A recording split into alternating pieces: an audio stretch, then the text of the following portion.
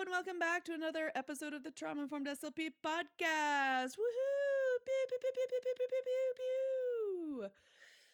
Yes, I could have probably bought a sound effect for that, but doing it with my mouth anyway. So this is the very first episode that I changed out the format a bit. I actually recorded it as a video that is now up on my YouTube channel. And what I'm doing for this podcast edition is I am re-editing the audio. So I just took the audio file basically from the video, and I'm just taking out any pauses I made for like memes and visuals and stuff, and making it more of a through line here. And yeah, so let me know what you think of it. Hopefully this is not too distracting. If it is if it's just not great and it's just not jiving with a lot of you listeners, I can definitely do separate recordings for these things. It would just take a bit longer. So I'm hoping this format will still work. And if you're someone who really benefits from visuals to help you attend to something, do check out this exact same episode on my YouTube channel at the Trauma Informed SLP. The link will be in the episode descriptions below. Hope you guys enjoy it. Woohoo! Let's get going. Yeah.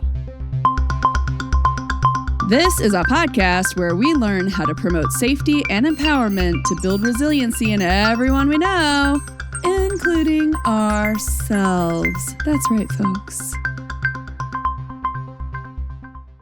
Welcome to the Trauma Informed SLP Burnout Edition. Pew, pew, pew, pew. Yeah. Woo. I guess. It's everywhere. It's all over the place. It's ever present in our society as a topic of conversation. If you search for it, there are so many articles, so many videos on it. We have all sorts of different flavors of it. We have autistic burnout, ADHD burnout, professional burnout, educational burnout, like school burnout, parental burnout. We got burnout for days, baby. And we also have all these things on like strategies to fix it. And what's the one fix? Here's the big thing that's the big fix for the thing. And that. But what's interesting is I found this really great article, which I think was originally German, but it's by Hillert Albrecht and Foldeholze, I believe. They were mentioning how like the concept, the word burnout really was brought up and brought into the cultural awareness as a concept in around 1974. But even until today, more than 140 definitions of the word burnout has been suggested. So we don't even know what it actually is, right? And I noticed this too. It was actually sort of validating to read that because when I started researching burnout, I would, go to Google Scholar and type in some professional burnout stuff and try to find articles. And there were so many, you guys, so many articles, just like article upon article upon article, and like from all kinds of fields: psychology, neuropsychology, physiology, business, education, medicine, social sciences. It's like everywhere. Everybody's studying it. And some articles, you read the abstract and like they're defining it one way and then the next article defines it a different way. So it was actually really validating to hear that, yeah, I'm not surprised 140 definitions have been offered up as what burnout actually is. Because I think what the big deal is that we've made this huge umbrella concept of burnout, and now we're just piling everything under it. Like everything that has to do with not really being able to enjoy life outside of work, for example, is work burnout, But there can be so many different factors that play into it. It's such a complex thing that I think because we've made it such a broad concept and because the definition is very tenuous out there, it makes it nearly impossible to really figure out what to do about your own burnout. Like, what is the deal that is like making your quality of life so poor, right? Or making it so hard when it comes to your quality of life? Because we know that burnout, as ambiguous as it is in the literature, we do know that when people talk about burnout, those people tend to have some pretty big impacts, negative impacts on their mental health, on their overall well-being, on long-term health when it comes to impacts of chronic stress. We know it's correlated with this stuff. We know it relates to this stuff. And we also know it has impacts on like how many people go into certain fields. Like when you know that everybody's leaving the education system in the United States, when there's this massive attrition of teachers, it makes people less likely to want to go and be teachers to replace them because they've heard that people are leaving because of massive burnout, massive burnout, not enough pay, et cetera, et cetera, et cetera. So it can create genuine crises when it comes to like how society functions and certain like things we need to function, like in healthcare too. That's another area where once people start hearing about like massive amounts of burnout, there's massive turnover, people leave the field, there's a lot of attrition, and like, people end up with longer wait lists for seeing doctors or getting medical care because of just staff shortages, you know what I mean? So it's like, it's a big deal. It's a really big deal. It can really lead to a pretty big issue in society across a lot of different areas. And it definitely is a big deal at the individual level when it comes to our health, our well-being, our overall quality of life. So here's what I'm going to cover under this series. This first episode here is mainly going to be for understanding burnout, at least when it comes to the best working definition we currently have from scientific literature, and also understanding the kind of factors that feed into it, specifically professionally in like the workplace. What kind of factors tend to feed into burnout, tend to be related to increased worker burnout, basically. Then probably in the second video, because this one's probably going to be long enough, I want to get into confounding factors. So these are things that go along with burnout. They either contribute to burnout or burnout contributes to them. It's hard to say which comes first, chicken or egg. It might be very different for each person, but these are factors that we lump under the burnout concept when we talk about it, like colloquially with ourselves, with our family, with our friends, or even just with our colleagues at work.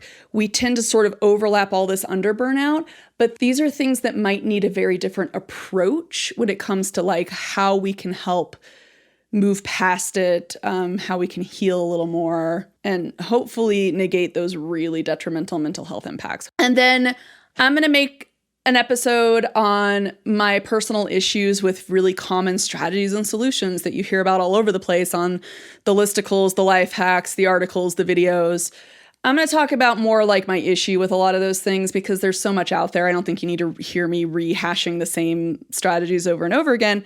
But I will talk about some of the issues and particularly talk about the things that kind of keep people in burnout that aren't really your fault as an individual. We got to talk about that a little bit. Rip the Band-Aid off on talking about that.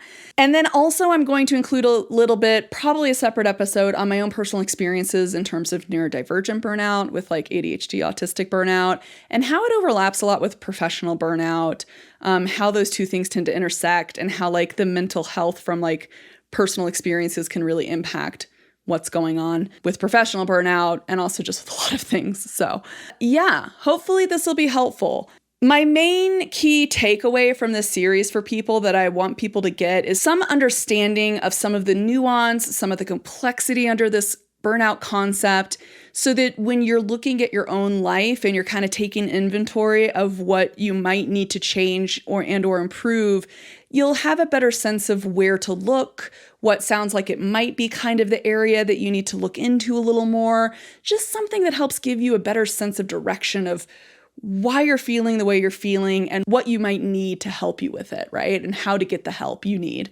So that's really my overarching goal with this. So even if you're not a speech language pathologist, stick with me here. Hopefully this will have a lot of overlap and hopefully it'll still be helpful for a lot of people out there. So let's get into it. Let me give you a little overview of what we're going to be talking about today in this main video, really just focusing on burnout as a concept, okay? So we're going to go through some of the models of burnout using this meta-analysis and literature review by Cieslach et al. I believe that's how you say the name. It's from 2014. And we're going to talk about that a little bit to try to get to where our working definition of burnout is. Then we're going to sort of parse out that working definition a little bit, look into these factors from the workplace that can feed into that. Although, even though this says workplace, I will say a lot of these factors I think really could be argued to have a lot of impact in other ways too, including like neurodivergent burnout. So we'll get to that. And then also talking about another factor that might lead into or might at least contribute to increased worker burnout when it comes to the amount of emotional and mental effort you have to put into your job, essentially. So let's get going with talking about the models of burnout. So from the Cieslak et al. Article that was really seeking to parse out burnout from secondary traumatic stress, which is a term used, it's sort of the more current term scientists use to talk about what we have also called vicarious trauma, compassion fatigue. Like, it goes by a lot of names, but that's what they're looking at, is parsing that out from burnout. And so in their literature review section, because they did get to a meta-analysis, but in the literature review section, looking at burnout, they went over the more prevalent models of burnout that exist out there in the research literature. And one of the first models was a three-dimensional model that was a three-dimensional response to job stressors. This was proposed by Maslach et al. In 2001. And this included exhaustion, cynicism, and inefficacy. So essentially feeling like there's really no point to you being there. Why do you even show up in the morning? Like, there's no even point for you being in existence at this job. You're ineffective, essentially. And then also cynicism, just being like, just really like just in a bad mood and very cynical and like, I don't think anything's ever going to get better kind of a thing, right? So that was one of the more prevailing models for a long time. And I still actually see it a lot in other fields that are just getting into the burnout research. A lot of people use that three-dimensional model. But a little bit later than that, in 2005, there was a single model approach that started to come in that really looked at exhaustion as being the main experience that actually defines burnout. That's the main symptom, the main sign that you are burnt out is the exhaustion piece. And what the researchers under that single experience started to look into was the impact of exhaustion, emotional exhaustion, or mental exhaustion, or physical exhaustion. Is it exhaustion across all three? Is it exhaustion? Is it more physical exhaustion? Is it more emotional or mental exhaustion? That's what they kind of parsed out looking at that single experience one. And they really honestly found that you just kind of get depleted of a lot of those resources. Your energy, it's a domino effect kind of. It's if one area, if you get mentally just completely exhausted and drained to the point of burnout, you're going to also have the emotional and the physical impacts too, which makes sense, with chronic stress. And we know stress has such a huge impact on our body physiologically, especially long term. And then there was also a two-dimensional framework that came out in 2003 by Demirudi et al. And this one really just looked at exhaustion and disengagement. So that's distancing yourself from work, having just an overall negative attitude, I don't even want to, whatever, who cares, kind of avoiding tasks, things like that can be part of disengagement. Now, that one I think didn't have a whole lot of legs because disengagement kind of just seems like a summation of cynicism and inefficacy. Does that make sense?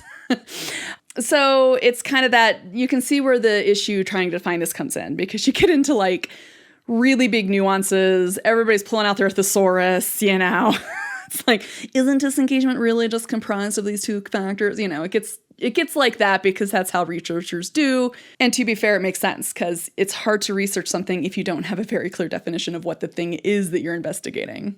You kind of need a clearer sense of what it is in order to really actually look at it scientifically. Cieslak et al. Found that essentially exhaustion is the one thing everybody agrees on. It's the one consensus everybody has, that burnout is some level of exhaustion. So that got me looking into definitions of exhaustion, because exhaustion is more than just feeling kind of tired, right? So I found in the Oxford Languages Dictionary from my Google search that exhaustion in the dictionary is defined as a state of extreme physical or mental fatigue, or the action or state of using something up or of being used up completely. And when I tried to look into medical definitions of exhaustion, I often bumped into definitions of fatigue, because fatigue is a known medical condition. Fatigue medically means you are extremely severely overtired. The Mayo Clinic noted that it is something we tend to experience. Everyone experiences at some point with like a short-term illness, like if you have the flu or some of the strains of COVID, or maybe if you get the COVID vaccine and it really knocks you out. That is a level of exhaustion you're feeling of like, I don't even want to get up and like get a shower, right? I can't get up and cook for myself. I'm going to order in. And usually in the case of these illnesses, the fatigue will subside as you heal and get better. So it makes a lot of sense when you think about the energy levels you have in a day. We all have a limit on how much energy we can put into any of our tasks throughout the day, right? There's a level of physical limits. There's a physical limit to physical energy. Like athletes can definitely go a lot longer for a lot harder physically than I can. I'm not that athletic, okay? I'm not going to run a marathon anytime soon. But marathon runners, their physical energy, they have a lot more to do something like that, at least, than I do, right? So I'm going to get burnt out pretty fast physically doing like really like intense physical stuff for a very long period of time. And we also have emotional energy and we have mental energy, right? And that's, my job as a speech pathologist definitely uses a lot of mental and emotional energy, I would say more so than physical. Although if you work with little kids, you use up some physical energy just like playing with the kids, On the whole, right? We still have a limit to how much. And this kind of gets a little bit into like spoon theory for like disability stuff, which is the idea that you really only have so much. You only have so many spoons in a day. And then once you're out of spoons, you're out of spoons. And that means you have a deficit of spoons the next day because like you have to recover your spoon amount essentially, right? The other way to think about it would be a bucket. Like bucket analogies are great. Everybody loves them because it's kind of an easy one if you don't have aphantasia. That is, aphantasia is when people can't visualize objects in their mind. But if you don't have that, if you picture a bucket, like you have a certain amount of energy and then, the bucket is the amount of energy you have. And at some point it's going to get depleted. It's going to be empty. And then like, that's it. You're out of energy. Or you could go the opposite way, I guess, too, and be like, all the stuff you're doing is pouring more into the bucket and eventually the bucket's going to overflow. So it makes sense that people get really exhausted because essentially if you're exhausting your bucket, if you're using up your energy, you're using up your spoons every day, and then you try to go to sleep, but you don't get all the spoons back, and then you keep trying to do the same thing again. You do the same amount of energy day in and day out.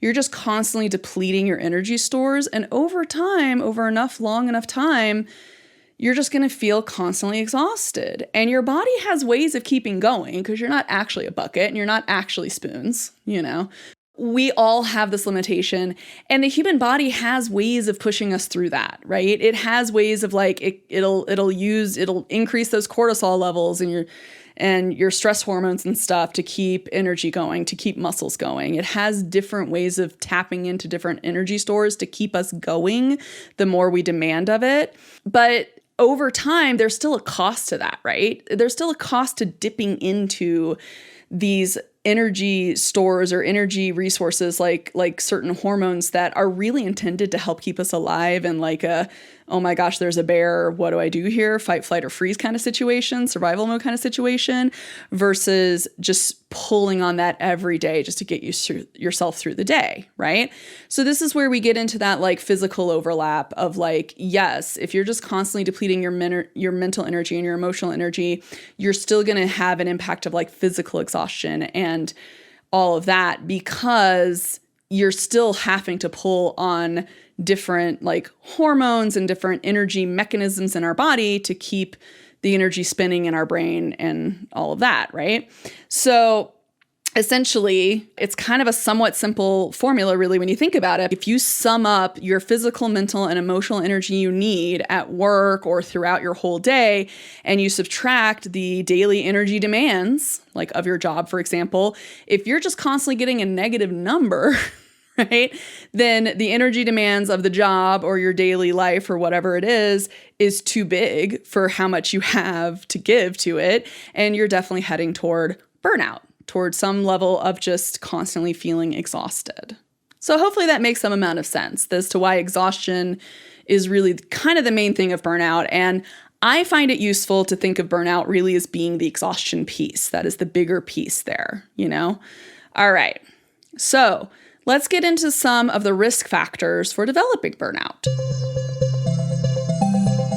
So Maslach and Leader, which I believe is the same Maslach as those earlier burnout models from 2001, but from 2016, they put out a paper where they looked into organizational risk factors for worker burnout, for employee burnout. And they identified 6 key professional domains. And like I said, I think this does have some overlap with personal as well. But I'll just present it right now as they did in the paper, and then probably bring it up as the connections later when I go through my own personal experience with autistic and ADHD burnout. So the first domain that they mentioned is workload, which is not surprising. I think this is definitely an issue for many U.S. workers across many different fields, many different professions, from servers, blue collar, like physicians, nurses, teachers. Oh, good Lord. Yes. It's just workload can be way too much, right? Look back into the late 19th century robber baron era, and you read about how often people had to work in those factories, that they did like these constant 12 to 16-hour days, and they didn't get weekends, they didn't get time off, et cetera, et cetera. It's super heavy, way too much workload right there, right? And so essentially that's just leading to burnout because you have that little simplistic equation that I just mentioned about the energy stores you have and the amount of work demands, the workload you have to do every day, right? If you're just constantly depleting those energy stores, you're just going to end up completely burnt out.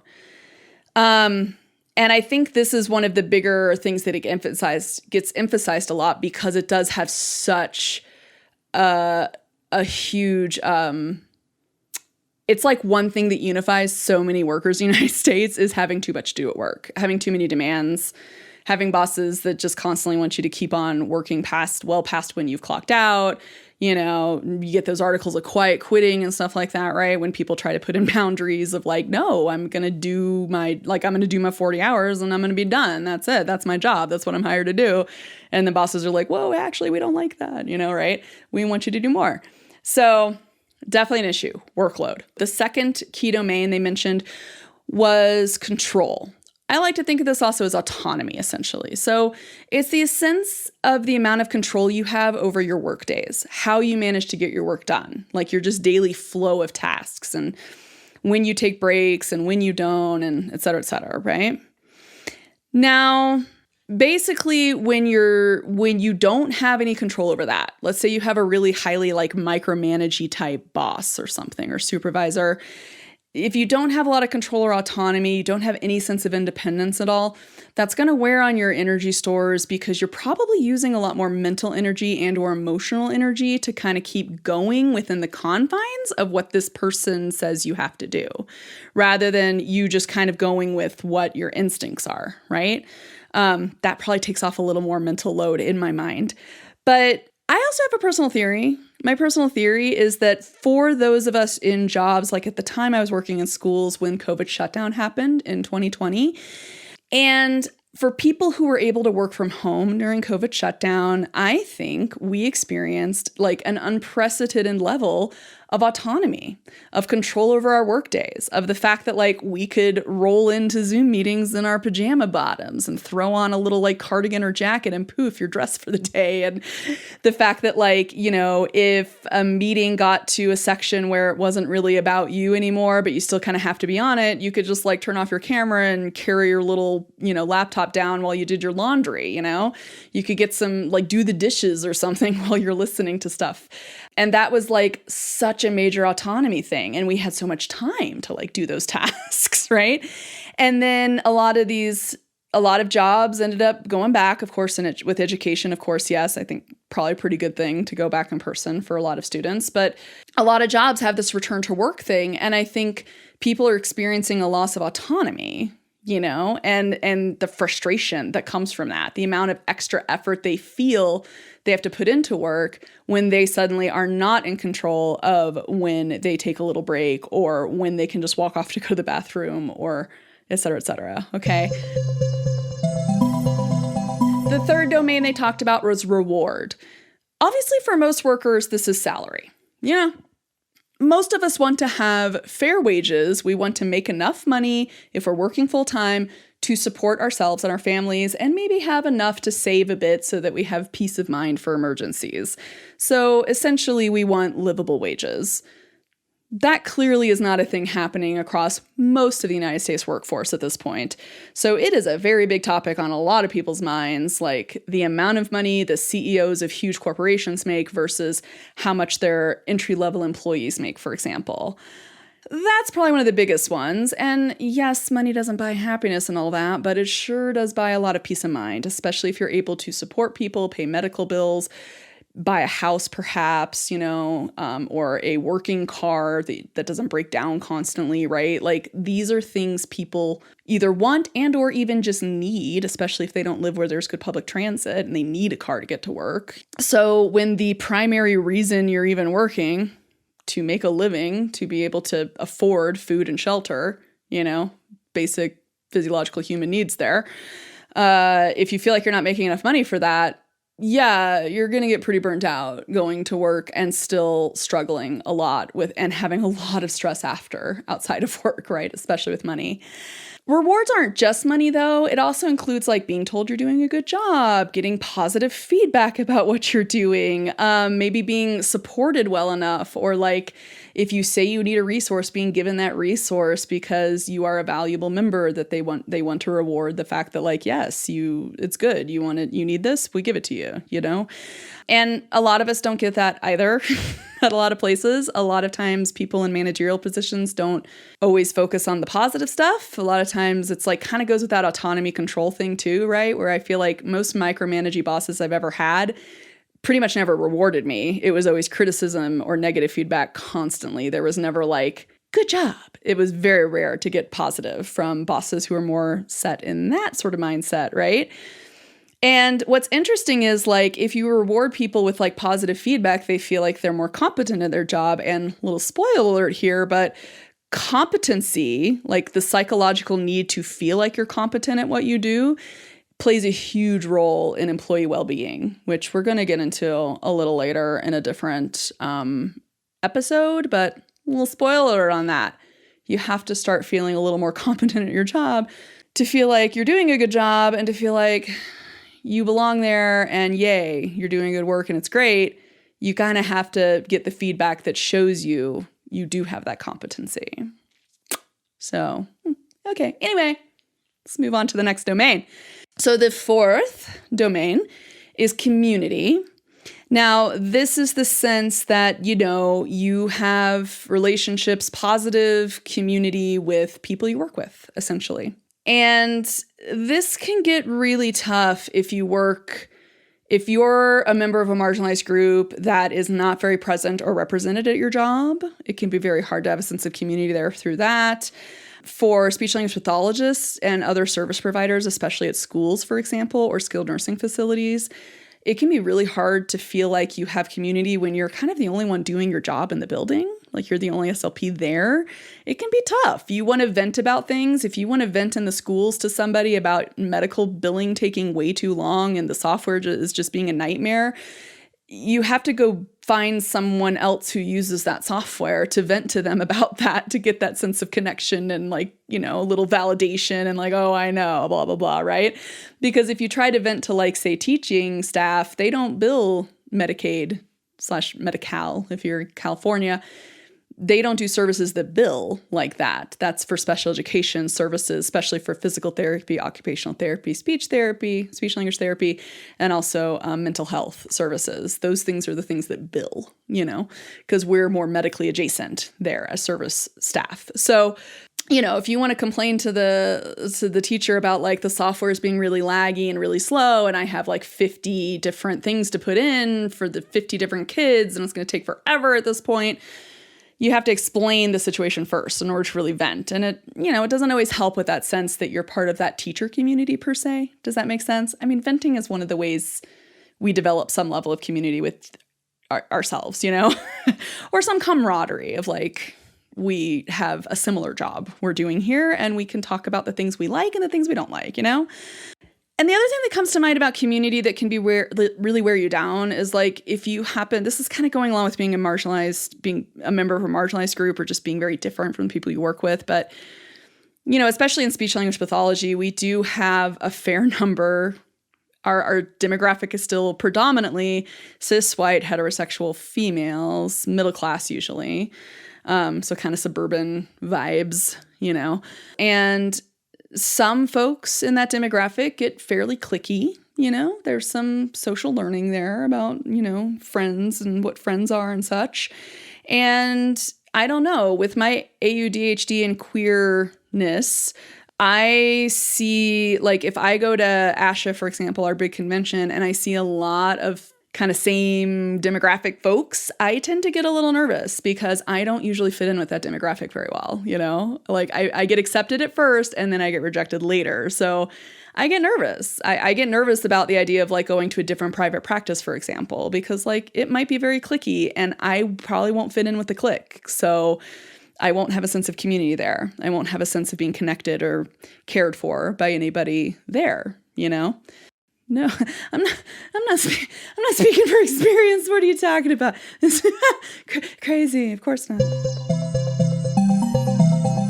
The fifth thing is fairness. This is the fifth work domain that really matters when it comes to burnout and if you develop it.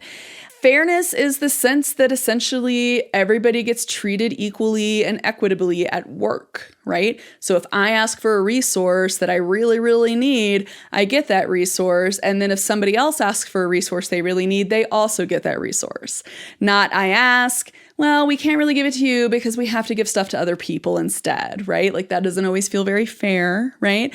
Or maybe like back when I was a server at a restaurant, this would happen a lot where like certain people who like were really buddy with the managers, they would get time off all the time. They get all the days off they ask. And then the rest of us have to just constantly be working. Like we have to cross our fingers and hope we get time off, which is just a very unfair thing. Doesn't feel great. And it definitely wears you out because it's like you can't even count on time to recuperate. Servers, you feel me, servers, you feel me. I know you do. Mm-hmm. But yeah, and it also can really stink because as a speech language pathologist, once again, since we're kind of the only one in the building, a lot of people don't really know what our daily flow of our jobs is like. They don't really know the resources we actually need. They don't really know what we do. So sometimes we get assigned jobs and duties that is fine in theory. It should be okay because, yeah, the teachers have to do that as well. So it makes sense that we would have to help out and do it. But at the same time, it can really cut into our ability to do our job because our job and our daily flow is so different, Like I've even heard from some SLPs who like had their principal wanting them to do like recess duty where they watch the kids when they had like an IEP meeting, an individualized education plan meeting happening at the same time. And the principal kind of acting like, well, you can just change the IEP then. We really need you to do recess duty. And then the SLP's like, the IEP is like legally mandated to occur on this day, like by a certain date, and requires like coordinating a whole team of people plus the parents plus the kid to like come together, and it's been scheduled for months. So it's like that should be the priority, and that is the priority to the special education staff, but maybe not the priority to the school administrator, for example. You know what I mean? Just feels a little unfair, It feels like they're not really respecting the job duties you have to do, the high priority duties for you, just because your duties are different. It's like they still need to have that same respect for those high priority things in order for it to feel like there's some level of fair treatment here. You know what I mean? Feel me? I think we got it. All right, let's move on to the sixth. The very last one, number 6, is values. This is essentially where it feels like your own personal values as a person, things that make up your character, your principles, all of that, feeling like those values align when you're at work. The values of the company, the values of the business, the values of the organization align with your values. And this can be a really tricky one, I think, especially for people who go into any level of caring professions. So people go into medical care, people go into education, people who go into these professions wanting to help people that are not usually very lucrative professions, right? Not all of us anyway. So it's like you go into it because you want to feel like you're helping people and you're doing good, and you get all this training and you get these accreditations and stuff and you know all the like, this is the best way to do your job and this is the best thing you can do for your students or for your patients or for your clients. This is the best way to do it. But then sometimes organization demands, your boss's demands, productivity, billing, like there can be so many different things that go into it that you start to feel like you can't actually give the best care because you're being pulled in so many directions and you don't even have time to plan out the best you could do, right? And that can definitely burn you out because you're going to have a lot of emotional energy and mental energy that goes into trying to still give the best care, even though you have so many extra demands being put on you. And that brings me to the last little section that I really want to get to on this video, which is this concept of emotional labor, and really mental labor too, but emotional labor for sure. Emotional labor as a concept came about when people were studying customer service facing positions, particularly. So like retail workers, restaurant workers, which I did plenty of in my musician days. But these sort of entry level service professions, retail, customer service type things. They looked into emotional labor as a potential contributor to a lot of worker burnout in those jobs because those jobs have very high turnover. Those are churn and burn 'em kind of jobs. You get the job, you stay there for a little bit, and either you want to get promoted or you want to get out because you just get so burnt out so fast, right? And you're trying to find places where like maybe the boss will be less micromanaging. Maybe I'll get more time off here. Maybe I'll make more money here and it'll be more worth it. Like that's the sort of the grind of like customer service facing positions a lot in the United States. So emotional labor started being looked into, I think in like kind of the late 90s into the early 2000s a lot. And it's still studied a fair amount, but it refers to the regulation of your feelings. So being able to like feel things and also regulate like how much of it you're feeling, essentially, whether you're getting really escalated and having an anxiety attack or whether you're able to stay a little more calm, for example. And then also the expressions of your emotions and how that has to meet certain requirements at your job. Like you have expectations of certain display of emotion, certain display of feelings, right, in your job. And the main thing is that the amount of labor you put into how you display your emotion and how much emotion you can display and what emotion is expected to display, it is something that depletes the emotional energy stores of people and definitely leads to worker burnout. So there's a couple different ways of conceptualizing this emotional labor, especially at work. And one of the earliest ones is looking into levels of acting. So you might hear it as surface acting or deep acting. Surface acting being like you're just kind of faking it, right? You're just showing the emotion they expect you to see. So think of like customer service voice. Think of like, someone walks in right before close and it's a restaurant. In the United States, restaurants do soft closing, meaning if you get in before close, they still have to serve you. Okay, most restaurants do soft closing. So let's say someone walks in 5 minutes before and it's a big table, but they're there to eat and you're not officially closed yet. So you have to serve them even though you really were looking forward to getting home, right? Like the restaurant's been really empty for a long time. You're all done cleaning up your section. You're ready to go. But because you're closing, now you have to serve these people and clean up after them after they leave. So it delays you going home. So you have disappointment as a real emotion you're feeling, and then you also have the expectation of greeting the customers politely, blah, blah, blah, right? Customer service. So surface acting would be like, hey, how's it going? Oh, yeah, no problem. It's great. It's that sense of I will fake my politeness and kindness, even though I'm actually, the main feeling I'm feeling is disappointment that I don't get to go home. That's surface acting. Deep acting is when people actually change their emotions to meet the role demands. So in that case of a server sitting, serving that table that came in 5 minutes before close, the deep acting of that person would be, I do feel disappointment. However, I need to be friendly and kind to these people because, this is my job and whatever. And then they go into their memory stores and think of something that puts them in a better mood. So they shift their emotions internally to match up with the emotion they need to display.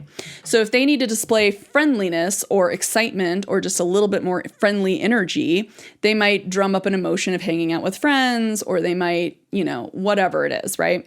You can kind of think of deep acting as like the Daniel Day-Lewis version of acting, okay? It's like you are becoming the role. You're becoming the friendly customer service person in that moment, okay? And what people have found when they looked into all sorts of different combinations of surface acting, deep acting, people who really feel emotions, people who are just faking emotions, is people who do the deep acting, people who really do find a way to feel the emotions they're displaying, actually have less burnout in the long run, which seems counterintuitive because it does take a lot more energy to learn to do that at first, but it actually takes a lot less energy long term. That's the idea, is that once you get pretty good at doing that, then displaying the emotion takes a lot less mental effort. You don't have to think so hard about how you're displaying the emotion because you're actually feeling it, instead of like, you have to think about how you're faking it. What's the emotion? What do I need to show? Am I doing a good job? You have to judge other people to make sure you're doing a good job faking that emotion. Neurodivergence feel me on that. That feels a lot like masking. So deep acting actually causes less burnout in the long run because, yes, it's high energy, high effort initially, but then once people get good at it, it takes a little less effort to actually display. The other way to conceptualize emotional and mental labor is the balance that people use between empathy and emotional regulation when they're dealing with like clients or patients, okay? This is particularly in caregiving, so like nursing, mental health, rehab, like these kind of professions. So the amount of empathetic concern you have towards somebody and the amount of emotional regulation or detachment you can have so you don't go so far into those emotions, like that you don't have a whole meltdown or something right there, that could be called detached concern. So you have empathy, you have concern, you are feeling some of the feelings of, you're empathizing and feeling some of the feelings of that person, but you're not all consumed by it. You're able to kind of regulate yourself and keep yourself a little more calm so that their emotions don't consume you, essentially. And what they found is having that balance, being able to feel some empathy and also regulate that, leads to less emotional exhaustion over time for people in caregiving roles, which I think is really interesting because in my dehumanization in medicine, I believe, episode, a lot of times medically people are taught to don't feel empathy, ignore empathy, sort of squash it down because like it hinders problem solving. But newer literature, newer research have shown it actually doesn't. When you're looking at overall patient health and well-being, empathy is incredibly important for problem solving. So it's important to feel it, and not feeling it leads to more burnout than actually allowing yourself to feel the empathy, feel the emotions around what's going on with that patient or client, and actually processing through that emotion. That's actually a much more important skill. And if you're doing problem solving in this like social context, you have to have empathy to actually accurately do that. The literature that showed empathy affects problem solving was really only in the area of like spatial reasoning. So think of like playing Tetris. Kind of makes sense. You don't need a whole lot of empathy to play Tetris. Like, I don't have to empathize with the blocks that hard, you know what I mean? And I feel like medically that probably applies if it's like surgeons, maybe, doing spatial reasoning when they're doing their surgery. But in a lot of areas of medicine, it doesn't actually apply. A lot of times, most people, including like internists and other general practitioners and stuff, they need to be considering the full picture of the whole patient, their family, their life, their quality of life, all of that stuff. So empathy is actually really important. So I think that's interesting. That detached concern, a balance of empathy and being able to regulate, actually leads to a decreased amount of emotional and mental burnout in like nursing and other medical professions, which is very interesting, I think.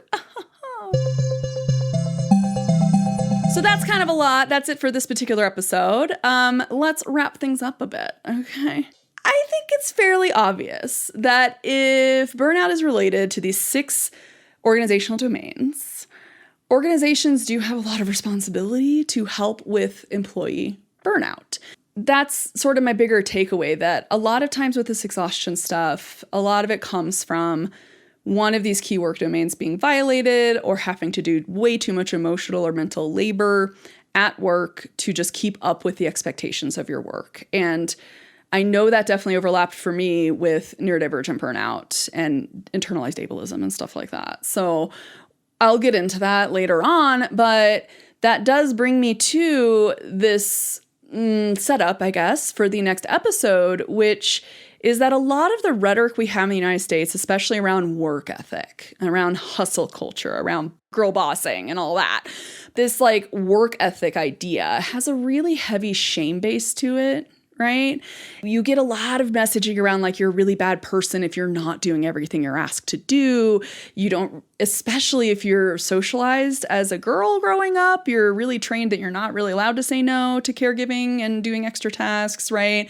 Also, people get the message you're letting your team down, you know, if you don't answer your emails off the clock, because that's an expectation here. Everybody has to do that, you know? And when you internalize these messages that like, your exhaustion and your burnout is a minor thing and that you should just push through it because you don't want to be lazy. You know, you got to push through because otherwise you're just being lazy, you know? And if your motivation is like avoiding a sense of internalized shame, that has a real impact on mental health, you know? And it definitely leads to this condition of chronic work stress where you're just chronically in this like super high survival mode-y, like just constantly depleting your energy stores day in and day out just to get through. So it's basically that message of like, you're never actually going to be good enough to deserve good things, you know, to deserve a better wage, to deserve time off. It's like, you have to be good. You have to be a good worker to deserve reward. And that message of never being good enough is like so toxic, right? And it just is so pervasive, but you know, it's a very toxic message because you can't just keep pushing through. At some point, your body's going to give. At some point, the energy is not there anymore. And it's not good to constantly be seeking external validation from other people to determine if you are good enough to deserve like just fairness and equity.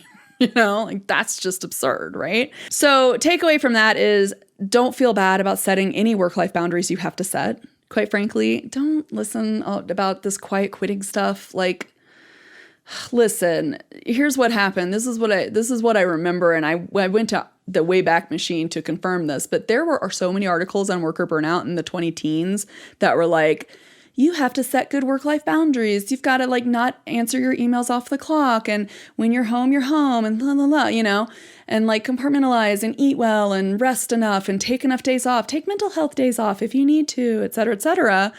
And then COVID shutdown happened.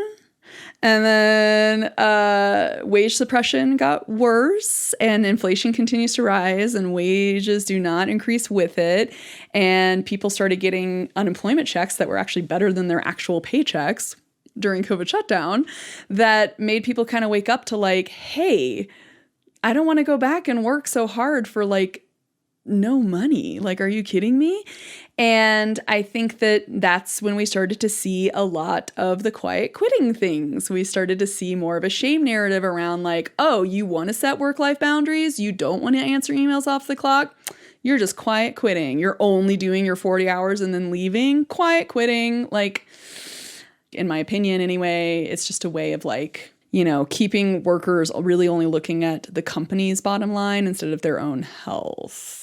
So I say personally, do your best not to feel ashamed about it, not to give you that feeling of like, I'm being lazy and this is a bad thing. The truth is, if you need to slow down or you need to recover from exhaustion, do it. If you have the means to do it, do it. You know, if you have the time off saved up, take it. You know what I mean? Take some mental health days to relax and all of that stuff. But most of all, even if you don't have those resources to take the time off to really recover, I think, at least for myself, learning to counter that shame narrative in my mind and kind of deprogramming it a bit has actually really helped to alleviate a lot of the mental exhaustion and emotional exhaustion I experienced for a very long time. So even if you don't have time to do other things, just be kind to yourself and talk to yourself kindly. If you're having a moment where you feel like you need to be lazy, what that likely means, especially if you're burnt out, is that you've been working too hard and you need to recover, and that's okay. That's not laziness. That is just a vital part of recovery. It's an important part of health. So that's hopefully my takeaway from that. I hope you guys all have a great rest of however long it'll be before I get out a new episode. Hopefully you found this helpful. If you did, let me know your thoughts. You can find me on Instagram. The link is in the show notes, but I also changed the @ to be easier. So it's TTISLP. That's how you find me there now. You could head over to YouTube and drop a comment on the video about this, or you could just flat out email me. That's totally fine. If you have any thoughts or ideas or any comments or any topics within this episode that you just want me to go deeper on. I always love doing that stuff. Heck yeah, man. I hope you guys all have a great week or two, and do take care of yourselves and treat yourselves very kindly with a lot of compassion. Bye.